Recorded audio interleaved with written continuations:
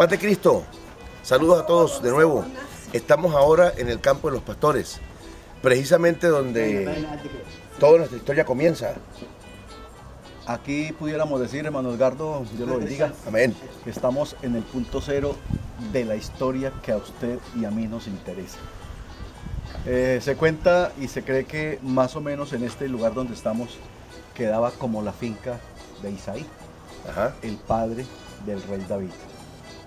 Todo esto se dice, hermano Edgardo, que era campo de pastores, donde entonces traían sus rebaños, y en este lugar exactamente se cree que entonces es donde aparece la señal para los pastores de la época, que da el anuncio, el ángel da el anuncio de que ha nacido allá en la ciudad de David, en Belén, ha nacido el Salvador.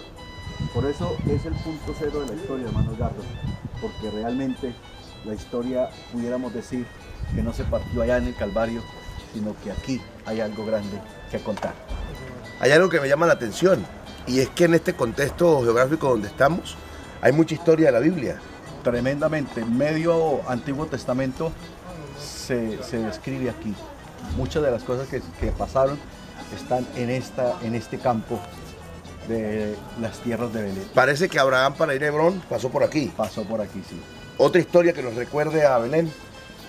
Una muy romántica. La historia de Ruth y de Booz. Se cree también que en este territorio quedaban los campos de Booz, donde Ruth fue a cosechar espigas y se encontró con Booz, y de ahí entonces resultó embarazada, ¿ya? Cosas de Dios. Y la historia entonces empieza a contarnos algo extraordinario. Negociada por un zapato, ¿no? Negociada por un zapato. Cosas curiosas de la Biblia. Pero hay algo interesante aquí. La noche que los ángeles anuncian a los pastores el nacimiento de Jesús, los pastores se asustan. Seguramente al ver una manifestación angelical. Tuvieron miedo, no fueron los únicos. Pero el mensaje del ángel es claro: no tengan más miedo, porque hoy les voy a dar una buena noticia. El mensaje del Señor siempre asusta, hermano Edgardo. Siempre ha sido medroso para el hombre oír la palabra de Dios, la voz de Dios, y cuanto más ver una teofanía de Dios. Lo importante del mensaje de Dios es que aunque en el momento asuste, y aunque en el momento el hombre ni lo entienda, posteriormente termina siendo de gran bendición y de salvación y de vida, como en este caso. Hoy puede pasar lo mismo en tu vida. Hoy se puede marcar la diferencia de tu historia. Si eres cristiano, hoy hay un mensaje para tu vida, y si no lo eres, también. También. Así te asuste el mensaje del Señor, así el mensaje que escuches pueda causarte miedo, no temas, que es un mensaje de salvación. No olviden, estamos con nuestro hermano Rodrigo Muñoz. Él tiene un espacio también en YouTube. Son unas píldoras escatológicas. Si quieres aprender de escatología de buena manera, de manera correcta, te invito a visitar el canal del hermano Rodrigo Muñoz. Píldoras escatológicas, ahí lo podrás encontrar. Y seguimos en esto porque apenas estamos en Belén. Apenas. Aquí comienza la historia y vamos a ir hasta donde la historia se parte. Muy bien, allá vamos a estar en un momento. Paz de Cristo.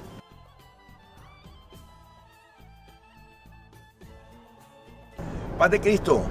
Bueno, estamos aquí en un punto importantísimo, el Monte de los Olivos. El Monte de los Olivos, hermano Edgardo y audiencia, pues se pudiera tomar desde muchas ópticas y desde muchas temáticas, desde muchos puntos de vista de la palabra de Dios. Lo pudiéramos hacer desde una óptica histórica y nos pudiéramos quedar aquí mediodía. Si lo tomamos desde la óptica teológica devocional, terminaríamos llorando los dos aquí. Y si lo tomamos desde la óptica escatológica, pues ni se diga, porque este lugar está designado por Dios y por su profecía para que todavía sigan aconteciendo eventos extraordinarios. Hermano Rodrigo, ¿qué evento de los que hay es significativo? Bueno, lo que tenemos al fondo es el lugar del templo, ¿no? Sería ese el lugar geográfico donde Abraham iba a sacrificar a Isaac. Siempre se ha considerado histórica y bíblicamente que ese es el lugar en donde Dios le ordenó a Abraham hacer el sacrificio de Isaac. Allí. Por eso ellos han defendido ese lugar, porque se ha consagrado como el lugar sobresaliente de la adoración a Dios, solicitada y pedida por un hombre. Dios pidiéndole a un hombre para que le adore y le sacrifique. Muy bien. Desde ahí entonces toma importancia esto para los dos pueblos, Sí, claro. tanto para los descendientes de Ismael como de Isaac. Por un tiempo el templo fue destruido en primer lugar ¿por quién? ¿Babilonia? Babilonia fue el primer invasor, aunque la primera invasión la encontramos con Sennacherib, con los asirios, pero ellos no destruyen el templo. Quien realmente hace la destrucción del templo es Babilonia a través de Nabucodonosor. Lo destruyen, Sí. lo reconstruyen. Lo reconstruye entonces a Esdras y Nehemías y Zorobabel. Ajá. En los 3 retornos que hacen ellos de Babilonia, especialmente Zorobabel, que es el primero que regresa del cautiverio a Babilonia, es el que hace la reconstrucción del templo. Esto va a estar interesante. En este video nos vamos a demorar un poquito por esto. Rápidamente, hermano Rodrigo, esos 3 ejercicios, Esdras, Zorobabel, Nehemías. En pocas palabras, cada uno. Zorobabel regresa y reconstruye el templo. Sí. Esdras regresa y le enseña la ley al pueblo, porque el pueblo viene de 70 años de esclavitud, se le había olvidado todo lo que tenía que ver con relación de sacrificios y ley. Y Nehemías viene y reconstruye toda la muralla, porque la muralla la habían derribado. Entonces él reconstruye toda la muralla. En ese trabajo, templo, educación de la gente y reconstrucción de la muralla, entonces se gastaron 69 semanas de la profecía 70 de Daniel. 69 semanas. 69, 7 en la reconstrucción del templo y 62 en la reconstrucción de toda la ciudad. Muy bien. A partir de ahí, ese templo que reconstruyen es el templo que conoce, por decirlo de alguna manera, presencialmente Jesús. Sí, señor. Cuando Jesús viene, encuentra ese templo reconstruido por Esdras, Zorobabel y Nehemías. Muy bien. Se dice que esa puerta que está allá, ese sobresaliente, sería el lugar por donde entró Jesús, Sí. donde hizo el lamento. Eso es algo que trataremos después, ese lamento. Ahora lo que quiero es que el hermano Rodrigo, aunque es un tema profundo y en pocas palabras, nos diga, esto fue destruido después de Jesús por Tito Sí, señor. en el año 70. Profetizado por Jesús en el Evangelio de Mateo, el capítulo 24. Entonces, cuando los discípulos le dicen, Jesús, mire toda esta belleza, mire toda esta grandeza, toda esta gloria, Jesús los sentencia y les dice, de cierto os digo que no quedará aquí piedra sobre piedra. Como vemos, esto está construido de una manera extraordinaria, piedra sobre piedra. Ajá. Entonces él les dice, no quedará piedra sobre piedra que no sea derribada. Así que Tito vino y arrasó. En palabra castellana, arrasó con todo. La profecía se cumplió de una manera tremenda. Lo que le había dicho Jesús en Lucas 19:42 a Jerusalén, se cumplió en 70 después de Cristo y la ciudad quedó prácticamente destruida. Semana 70 nos habla de la reconstrucción de esto otra vez. Sí, señor. Semana 70 da inicio precisamente con el arrebatamiento de lo que nosotros conocemos como la iglesia, que por este lado todavía no suena mucho. La iglesia, tiempo llamado plenitud de los gentiles en escatología. Ajá.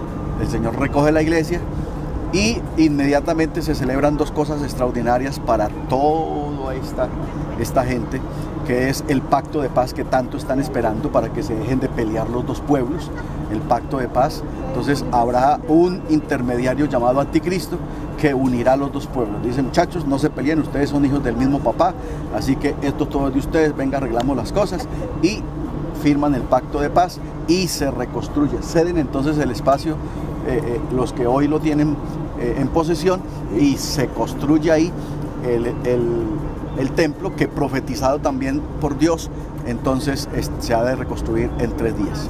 Muy bien. Y terminamos diciendo entonces que este Monte de los Olivos es importante. ¿Por qué? Ese es el escenario más grande que se va a dar ya en el momento final de todas las cosas. Es a lo que ya realmente la Biblia apunta ya al final. Jesús regresó al cielo desde aquí. desde aquí, y Jesús regresará a la tierra, a este lugar. Profetizado está por el profeta Zacarías que este monte se ha de volver un valle todavía mucho más amplio, no será la vega que tenemos, sino un valle en donde se va a desarrollar la gran batalla de Armagedón, recibiendo entonces los archienemigos del pueblo de Israel que vendrán de la invasión del norte. Muy bien, bueno, si usted me pregunta ¿y por qué esto es importante? ¿Para qué nos sirve todo esto? ¿Qué tenemos que ver con eso?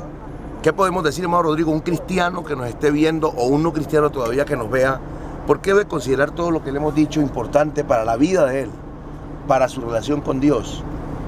Es importante porque estamos confirmando, uno, que la palabra de Dios es exacta, que no falla, como dijo Jesús mismo, el cielo y la tierra pasarán, pero mis palabras no pasarán. Es importante porque vemos la esperanza gloriosa de nuestra fe. Nuestra fe se basa en que nos vamos a ir con Jesús para el cielo. Y hablar de estos eventos y creerlos y saber que se están acercando, nos aviva a nosotros la esperanza de que Cristo viene pronto a levantar una iglesia. Y si Él viene pronto, entonces habrá una segunda venida que será el cumplimiento de la profecía para su santa nación. Muy bien, nos está afanando Weimar, la persona que tiene la cámara, porque tenemos un tiempo que cumplir.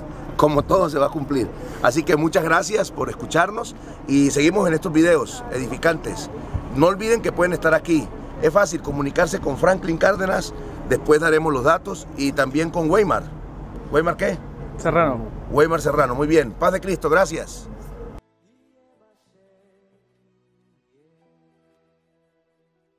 Paz de Cristo, soy Edgardo Bonza, todavía con el hermano Rodrigo porque estamos en este viaje juntos, compartiendo.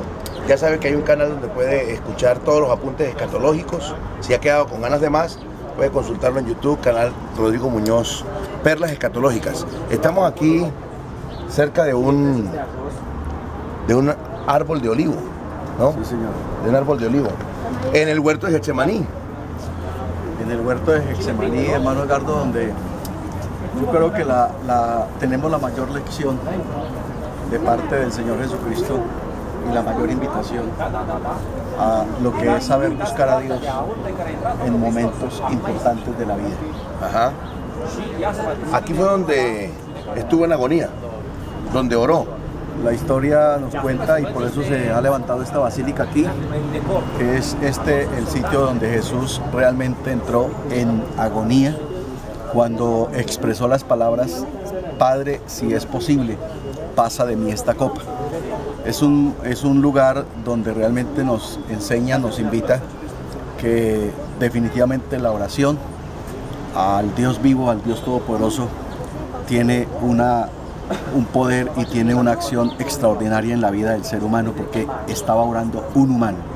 Un humano, completamente hombre. Completamente hombre, que le estaba realmente doliendo el alma. Y no porque fuera un cobarde, sino porque realmente había una angustia de humano. Se le acercaba el momento y él sabía que de ahí, de esa noche, no era posible pasar. Increíble la lección, porque hay gente que cuando se desespera, cuando está en problemas, busca muchas soluciones, menos la oración. Sí, el hombre, el ser humano está dado a que cuando está en dificultad, a quien busca de últimas es a Dios. Dios no es la primera opción, sino la última. Una vez que ya ha ido al hospital, al brujo, a cualquier otra consulta, la última opción es Dios. Lo probamos con lo que le pasó a los discípulos en el mismo momento, hermano Edgardo, porque mientras que Jesús estaba en agonía y en la presencia de su Padre, los discípulos lo intentaron 3 veces y no pudieron. No pudieron. Lucas, que es médico, hace una anotación, una acotación, que se durmieron a causa de la tristeza. Es decir, que los tristes son dormilones. Ajá. Por eso hay que evitar la agonía y la tristeza con la oración. Hermano Rodrigo, si tuviéramos que darle un consejo de inmediato a alguien que no considera que a Jesús le costó trabajo la redención, sino que fue como un paseo, que no entiende todavía y piensa que fue fácil para él, ¿cómo podemos aconsejar y decir, si Jesús lo hizo en su momento, usted también puede, si es que no es tan sencillo? Sí, es realmente complicado, se necesita tener la convicción y la certeza de lo que creemos y lo que somos. Pero lo que se vivió en Jesús fue real, no es invención, no es espejismo ni ilusionismo, es real. Y Jesús dijo, yo lo hice, ustedes también pueden hacerlo. Yo vencí, ustedes también pueden vencerlo. Lo que tenemos que tener es convicción. Yo creo que esto más que religión y más que historia es convicción de un Dios real, de un Dios que vive, de un Dios que es poderoso y de un Dios que escucha y que responde. Es cuestión de convicción y es tener realmente la fe que Dios nos pide que tengamos, una fe genuina, una fe verdadera, una fe que realmente produzca obras en la vida del creyente. Muy bien, estos árboles fueron testigos de esa agonía, de esa oración, pero también de esa obediencia y sujeción. Qué bueno que usted y yo podamos hoy entregarnos por completo a Jesús y no dejarnos arrumar de la agonía, de la angustia, de la desesperación, echando toda vuestra ansiedad sobre Él porque Él tiene cuidado de vosotros. El hermano Rodrigo lo ha dicho, si Él lo hizo, también nosotros podemos hacerlo. Lo hizo como un hombre, como un humano, y así debemos vivir, prendidos de la mano de Él. Este olivo que se ve parecido al abuelo de todos, más robusto, más fuerte, y diría el hermano Rodrigo ahorita casi marmolizado. Debió ser testigo de esa oración o desesperación, creemos. Así que gracias por estar con nosotros y no olvides, es tiempo de aferrarse en oración a Jesús. En tu dolor y desesperación, nunca lo abandones, búscalo de primero y te aseguro que Él te va a ayudar siempre. Gracias.